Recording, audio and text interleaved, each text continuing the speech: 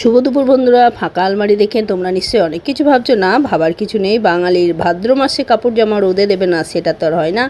তো খুব রোদ্দুর উঠছে কদিন ধরেই, তো আমি এগুলো সব রোদে দিয়েছি। রোদে দিয়ে প্লাস তোমার ঠান্ডা করতে এইভাবে ছিটিয়ে মেলে দিয়েছি।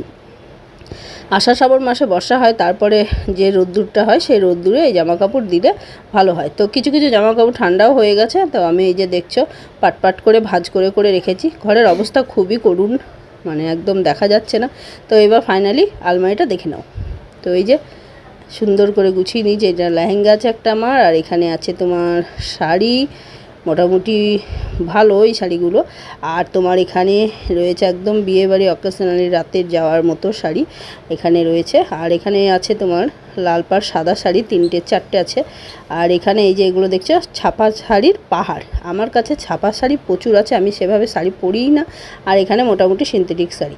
আর এই যে এখানে চুড়িদার, কুর্তি, নাইটি, তোমার সায়া, আর আছে ব্লাউজ। আর এই যে এইগুলো জামদানি শাড়ি।